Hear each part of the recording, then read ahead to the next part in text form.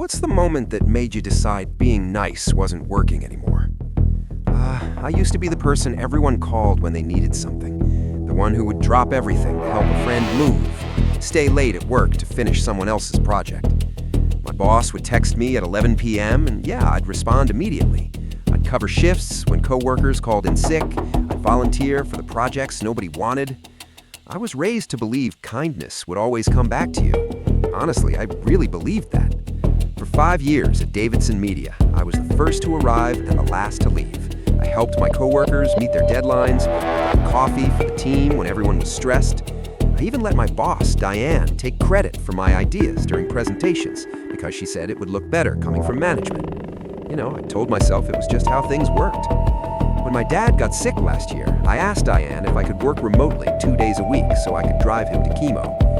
She sighed and said, "We really need you in the office, but I suppose we can make it work for a month or two." I was so grateful that I worked twice as hard on my office days, making sure nothing fell through the cracks. Dad's treatment was supposed to last 6 months, but after 3 months, Diane called me into her office. She said the remote arrangement wasn't working. The team needed me physically present every day. And besides, it had been long enough. I explained that Dad was only halfway through treatment. He couldn't drive himself. He had no one else. She just stared at me until I lowered my eyes and said, "I understand." I spent the next week burning through my savings to hire drivers for my dad. I was exhausted, constantly worried about him, but still the first one in the office every single morning. Then came the Maxwell Project, a huge account that could make or break our quarter. I spent weeks researching, building the pitch, creating mock-ups, everything. I even missed one of Dad's appointments to finish it, which, still hurts to admit. The day before the presentation, Diane asked to see my materials. I handed over everything, slides, notes, research, all of it. The next morning, I arrived early, excited to present my work, only to find the conference room already full.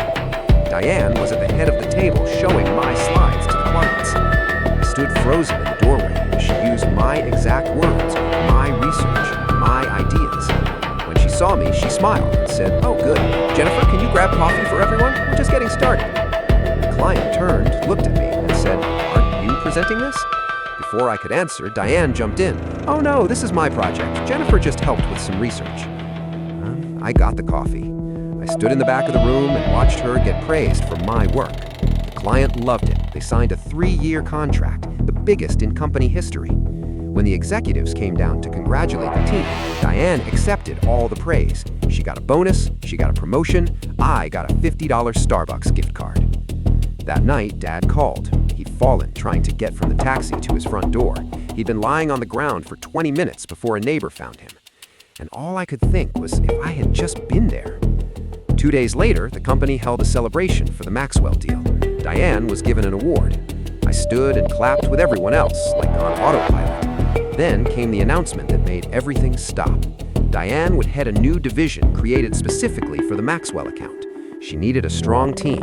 She talked for 10 minutes about the qualities she was looking for. Then she announced her first hire, Ryan, the guy who'd been with the company for 6 months and hadn't contributed a single thing to the project.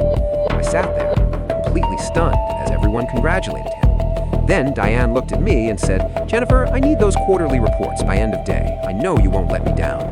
Something broke inside me. 5 years. 5 years of saying yes, of staying late, of missing time with my sick father. 5 years of watching other people take credit for my work. 5 years of being nice.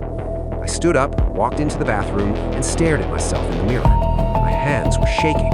I barely recognized the woman looking back at me.